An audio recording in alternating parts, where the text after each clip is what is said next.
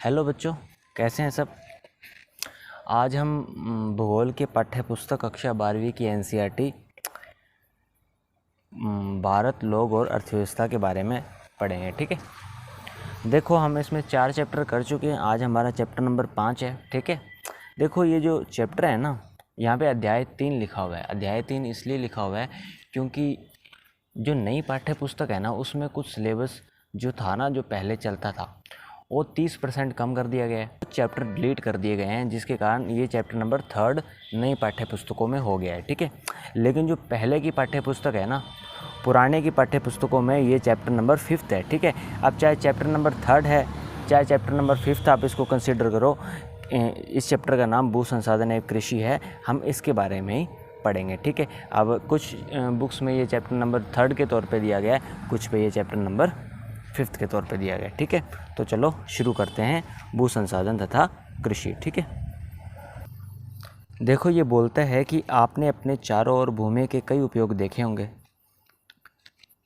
पृथ्वी के कुछ भाग पर नदियां हैं, कुछ भाग पर वृक्ष हैं और कुछ भाग पर सड़कें और इमारतें निर्मित हैं। ठीक है, देखो जो भूमि है ना, भूमि एक संसाधन है। संसाधन का यूज़ इंसान करता है अपनी ज़रूरतों को पूरा करने के लिए। अगर भूमि एक संसाधन है तो भूमि का यूज़ भी इंसान करेगा अपनी ज़रूरतों को पूरा करने के लिए। इसलिए इसमें बताया गया है कि भूमि का जो यूज़ है ना, इंसान अलग अलग तरीके से करता है। कहीं पर खेत खलिहान हैं, कहीं पर सड़कें, तो कहीं पर इमारतें, कहीं पर ऊंचे ऊंचे घर बना रखे हैं, तो कहीं पर झुग्गी झोंपड़ियाँ। अलग अलग प्रकार से भूमियों का उपयोग होता है, जिसके बारे में इस चैप्टर में चर्चा की जाएगी। ठीक है, देखो विभिन्न प्रकार की भूमि विभिन्न कार्यों हेतु उपयोगी है। देखो भूमि के विभिन्न प्रकार हैं। अगर बंजर भूमि है तो वहाँ घर और सड़कें बनेंगी, अगर उपजाऊ भूमि है तो वहाँ खेत खलिहान बनेंगे। इसलिए अलग अलग प्रकार की भूमि का उपयोग भी अलग अलग निर्धारित किया जाता है।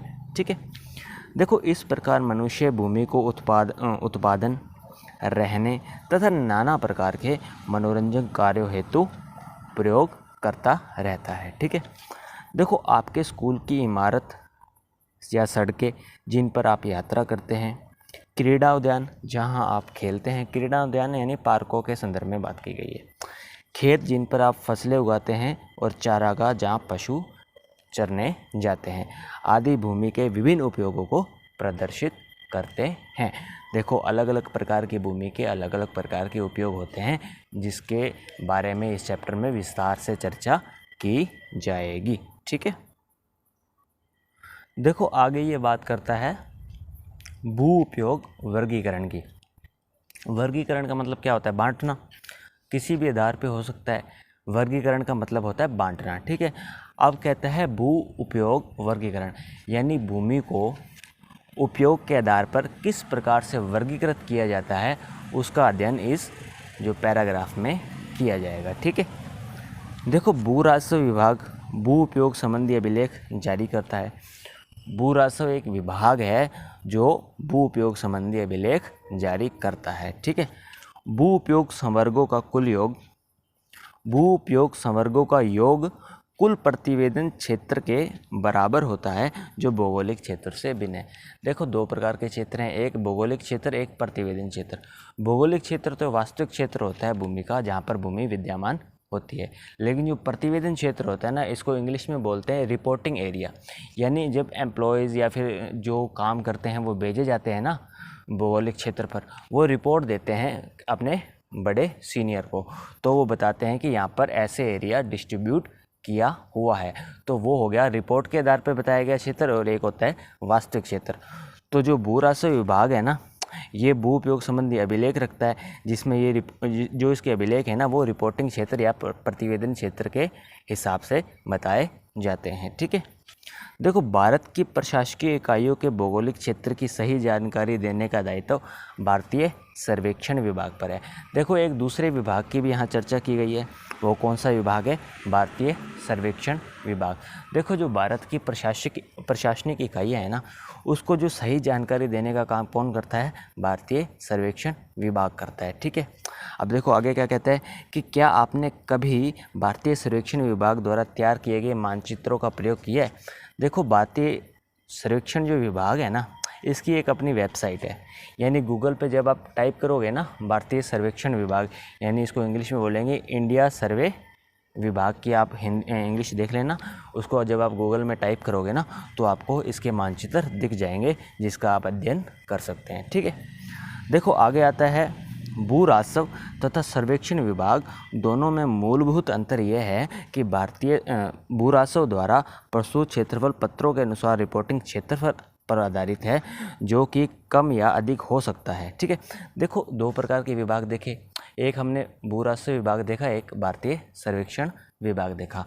जो भू राजस्व विभाग था ना और जो भारतीय सर्वेक्षण विभाग था, उनमें मूलभूत अंतर यह है कि भू राजस्व विभाग की जो रिपोर्ट होती है वो प्रतिवेदन क्षेत्र या रिपोर्टिंग क्षेत्र के आधार पर होती है। जो रिपोर्ट आती है ना उस पे जो क्षेत्र दिए होते हैं उसके आधार पे भू राजस्व विभाग अभिलेख रखता है, जबकि जो भारतीय सर्वेक्षण विभाग है उसकी जो रिपोर्ट होती है वो वास्तविक क्षेत्र पर आधारित होती है। ठीक है, देखो कुल भौगोलिक क्षेत्र भारतीय सर्वेक्षण विभाग के सर्वेक्षण पर आधारित तथा स्थायी है। देखो स्थायी इसलिए क्योंकि भारतीय सर्वेक्षण विभाग के जो अभिलेख है वो जो होता है वो स्थायी अभिलेख रखता है। स्थायी अभिलेख यानी वास्तविक अभिलेख रखता है, जो वास्तविक में भूमि का उपयोग हो रहा है उसका ही अभिलेख रखता है। जबकि जो भू राजस्व विभाग था वो किस पर आधारित था, रिपोर्ट के आधार पर था। ठीक है, देखो आप भू उपयोग वर्गीकरण के विषय में सामाजिक विज्ञान की पुस्तक कक्षा 10 में पढ़ चुके हैं। अगर आपको याद होगा तो याद करने की कोशिश करें, बाकी इस चैप्टर में तो आगे हम करेंगे। ठीक है, तो चलो आगे करते हैं। देखो आगे ना ये क्या दे रखा है, इसमें भू राजस्व अभिलेख द्वारा अपनाया गया भू उपयोग वर्गीकरण निम्न प्रकार है। भू राजस्व अभिलेख द्वारा अपनाया गया भू उपयोग वर्गीकरण निम्न प्रकार है। देखो जो भू राजस्व विभाग है वो कुछ अभिलेख रखता है और उस अभिलेखों में भूमि का वर्गीकरण किया गया है। वर्गीकरण किस आधार पे, उपयोग के आधार पे। ठीक है, यानी कौन सी भूमि क्या है या कौन सी भूमि क्या कहलाएगी, कुछ नामों के आधार पे भूमियों को वर्गीकृत किया गया है। उन्हीं नामों को हम 1 बाय 1 पढ़ेंगे, जिससे हमारी अंडरस्टैंडिंग या जो हमारी समझ है भू उपयोग के बारे में और बढ़ती चली जाएगी। ठीक है, ये काफ़ी इंपॉर्टेंट नाम है, इसको आप याद करिएगा। आगे चैप्टर में ये जो शब्द हैं ये कहीं ना कहीं इस्तेमाल होंगे ही होंगे। ठीक है, देखो पहले प्रकार की भूमि आती है वनों के अधीन क्षेत्र या फॉरेस्ट यानी वन, ये वन की ही बात कर रहा है। जो वनों के अधीन क्षेत्र कौन से होते हैं, जहाँ पर वन होते हैं। ठीक है, देखो ये जानना आवश्यक है कि वर्गीकृत वन क्षेत्र तथा वनों के अंतर्गत वास्तविक क्षेत्र दोनों अलग अलग है। सरकार द्वारा वर्गीकृत वन क्षेत्र का सीमांकन इस प्रकार किया जहां वन विकसित हो सकते हैं। भू राजस्व अभिलेख में इसी परिभाषा को सतत अपनाया गया है। इस प्रकार इस वर्ग के क्षेत्रफल में वृद्धि दर्ज हो सकती है, परंतु इसका अर्थ ये नहीं है कि वहाँ वास्तविक रूप से वन पाए जाएंगे। देखो दो प्रकार के क्षेत्र होते हैं, एक वर्गीकृत वन क्षेत्र होता है और एक वनों के अंतर्गत वास्तविक क्षेत्र होता है। जो वर्गीकृत वन क्षेत्र होता है ना उसमें वह भूमियाँ आ जाती है जहाँ पर वन हैं या भविष्य में कभी उगाए जा सकते हैं। लेकिन जो वास्तविक वन क्षेत्र होता है वहाँ इसमें वह भूमियाँ शामिल होंगी जहाँ पर वास्तविक में वन विद्यमान हैं। यानी एट प्रेजेंट की बात करें, वर्तमान की बात करें, तो जहाँ पर वन है, जिस भूमि पे वन है वो वास्तविक वन क्षेत्र के अंतर्गत आएंगी, और जिस भूमि पर वन है और जहाँ पर वन उगाए जा सकते हैं, इस पूरे का अध्ययन किया जाए तो वो वनों के अंतर्गत वर्गीकृत क्षेत्र में गिना जाएगा। ठीक है, तो आप समझ गए कि वन के अधीन क्षेत्र यानी फॉरेस्ट क्या होते हैं। ठीक है, देखो दूसरे प्रकार की भूमि आती है बंजर भूमि, या फिर दूसरा नाम बोलें तो व्यर्थ भूमि। देखो नाम से स्पष्ट है ये भूमि व्यर्थ है, यदि यहाँ पर फसलें वगैरह नहीं होती है। इंग्लिश में इसको बोलते हैं बेरन एंड वेस्ट लैंड्स। देखो वह भूमि जो प्रचलित प्रौद्योगिकी की मदद से कृषि योग्य नहीं बनाई जा सकती, जैसे बंजर पहाड़ी भूभाग मरुस्थल खड्ड को कृषि अयोग्य या व्यर्थ भूमि में वर्गीकृत किया जा सकता है। देखो व्यर्थ और बंजर भूमि वो होती है जिसको फसल उगाने योग्य नहीं बनाया जा सकता, यानी जिसको उपजाऊ नहीं बनाया जा सकता। भले ही हमारे पास काफ़ी ज़्यादा टेक्नोलॉजी है, लेकिन हमारे पास इतनी ज़्यादा भी टेक्नोलॉजी अभी नहीं आई है कि उस बंजर भूमि को इस प्रकार से तब्दील कर दिया जाए कि वहाँ पर फसलें वगैरह उगाई जा सके। इसलिए ये पॉसिबल नहीं हो पाता, इसलिए उसको किस में वर्गीकृत किया जाता है, बंजर भूमि या फिर व्यर्थ भूमि में, ठीक है। यहाँ पर फसलें वगैरह नहीं उगती हैं। तो सेकंड प्रकार की भूमि आपको क्लियर हो जानी चाहिए, ठीक है। अब हम तीसरे प्रकार की भूमि के बारे में पढ़ेंगे। देखो तीसरे प्रकार की जो भूमि है वो है गैर कृषि कार्यों में प्रयुक्त भूमि, land put to non agricultural uses, ठीक है। देखो इसमें वह भूमि सम्मिलित की जाएगी जो गैर कृषि कार्य में यूज़ होती है। नाम से स्पष्ट है, यानी यहाँ पर कृषि कार्य नहीं होगा, ठीक है। देखो इस वर्ग में बस्तियाँ चाहे ग्रामीण हो या शहरी, अवसंरचनाएं जैसे सड़कें, नहरें आदि, उद्योग, दुकान आदि हेतु भू उपयोग सम्मिलित है। द्वितीयक और तृतीयक क्रियाकलापों में वृद्धि से इस संवर्ग के भू उपयोग में वृद्धि दर्ज होती है।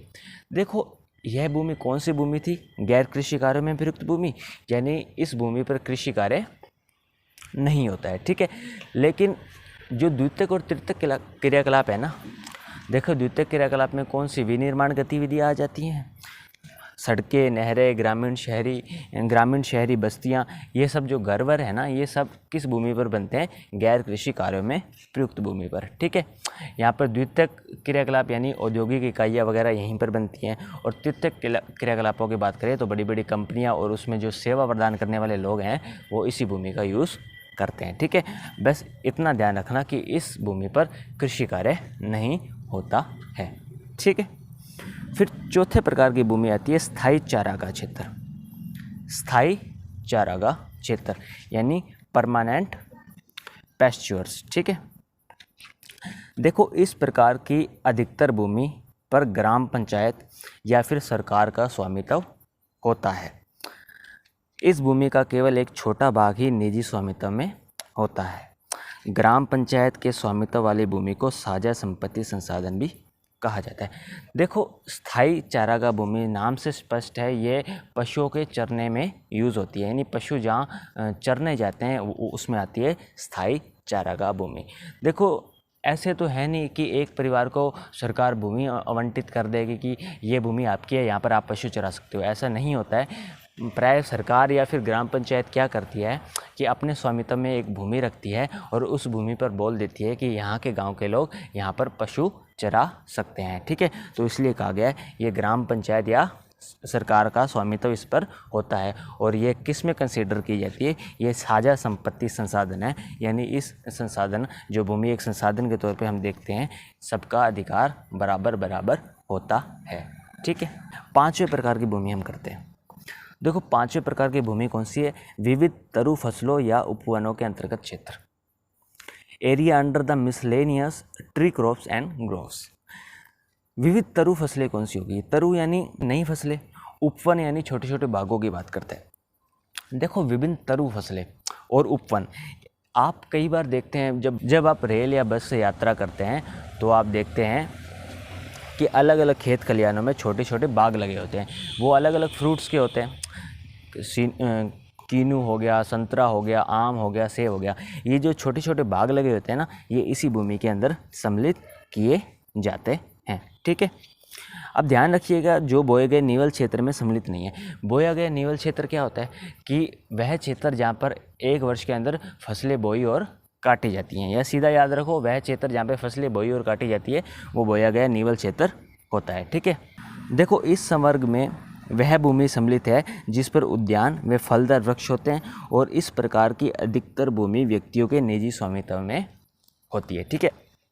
देखो इस प्रकार की जो भूमि होती है, इसमें मैंने बताया कि इसमें फल वाले वृक्ष होंगे या फिर उद्यान लगे होंगे, ठीक है। और यहाँ पर अधिकार लगभग किसका होता है? निजी लोगों का, ठीक है। देखो नेक्स्ट प्रकार की भूमि आती है कृषि योग्य व्यर्थ भूमि, ठीक है। देखो इसमें क्या होता है कि वह भूमि जो पिछले 5 वर्ष तक या अधिक समय तक प्रति या कृषि रहित रहती है, इस वर्ग में सम्मिलित की जाती है, ठीक है। भूमि उद्धार तकनीक द्वारा इसे सुधार कर कृषि योग्य बनाया जा सकता है। देखो कृषि योग्य व्यर्थ भूमि क्या होगी? देखो नाम से स्पष्ट है, ये फिलहाल तो व्यर्थ पड़ी हुई है, लेकिन यहाँ पर सुधार करके कृषि कार्य किया जा सकता है। कृषि योग्य व्यर्थ भूमि में वह भूमि शामिल होगी जहाँ पर पिछले 5 सालों से खेती नहीं हो रही है, लेकिन हमारे पास इतनी टेक्नोलॉजी है, उसका सुधार करके हम इसे कृषि योग्य भूमि बना सकते हैं, ठीक है। तो ये क्लियर हो गया आपको। देखो नेक्स्ट आती है हमारी वर्तमान प्रतिभूमि यानी करंट फैलो, ठीक है। वर्तमान प्रतिभूमि कौन सी होती है? वह भूमि जो एक कृषि वर्ष या उससे कम समय के लिए कृषि रहित रहती है, वर्तमान प्रतिभूमि कहलाती है। भूमि की गुणवत्ता बनाए रखने हेतु भूमि का प्रति रखना एक सांस्कृतिक चलन है। इस विधि से भूमि की क्षीण उर्वरता और पौष्टिकता प्राकृतिक रूप से वापस आ जाती है। देखो जो हमारी भारतीय संस्कृति है ना, जो भारतीय संस्कृति देखो शुरू से ही पेड़ पौधों के प्रति सचेत रही है, ठीक है। इसमें क्या है कि कई बार भूमि को ना प्रति छोड़ दिया जाता है, यानी खाली छोड़ दिया जाता है एक वर्ष के आसपास के लिए, ठीक है। यानी एक वर्ष का समय काफ़ी होता है। जब भूमि को अगर खाली छोड़ देंगे तो वो अपनी जो खोई हुई उर्वरता है ना, खोई हुई जो उसका उपजाऊपन है वो वापस ग्रहण कर लेती है।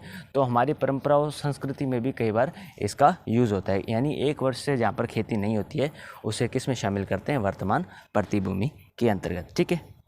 फिर नेक्स्ट प्रकार की हमारी भूमि आती है पुरातन प्रतिभूमि, यानी फैलो अदर देन करंट फैलो। देखो इसमें क्या होता है कि यह भी कृषि योग्य भूमि है जो एक वर्ष से अधिक लेकिन 5 वर्ष से कम समय तक कृषि रहित रहती है, ठीक है। अगर कोई भूभाग 5 वर्ष से अधिक समय तक कृषि रहित रहता है तो इसे कृषि योग्य व्यर्थ भूमि के संवर्ग में सम्मिलित कर दिया जाता है। देखो जो पुरातन प्रतिभूमि है ना, ये 1 वर्ष से तो अधिक समय के लिए और 5 वर्ष से कम समय के लिए प्रति यानी खाली पड़ी रहती है। अगर 1 वर्ष से कम समय के लिए है तो इसे प्रतिभूमि में डाल दिया जाएगा, लेकिन अगर ये 5 वर्ष से अधिक के लिए है तो इसे कृषि योग्य व्यर्थ भूमि में डाल दिया जाएगा। लेकिन ये 1 वर्ष से अधिक और 5 वर्ष से कम है तो इसे बोला जाएगा पुरातन प्रतिभूमि, ठीक है। नेक्स्ट 9 यानी लास्ट जो है वो हमारा है निवल बोया गया क्षेत्र, यानी नेट एरिया सोन। वह भूमि जिस पर फसल उगाई और काटी जाती है निवल बोया गया क्षेत्र कहलाता है। ये मैंने आपको पहले भी बताया कि वह क्षेत्र जहाँ पर फसलें बोई और काटी जाती है निवल बोया गया क्षेत्र कहलाता है, ठीक है। तो ये आपको छोटी छोटी मैंने परिभाषाएं बताई थी, काफ़ी इंपॉर्टेंट परिभाषाएं, ये आपको क्लियर हो गई होंगी और इन परिभाषाओं को आप ढंग से पढ़ लीजिएगा। आगे चैप्टर में ये परिभाषाएं यूज़ होने वाली हैं, इसलिए एक एक का पता अपने को होना चाहिए, ठीक है।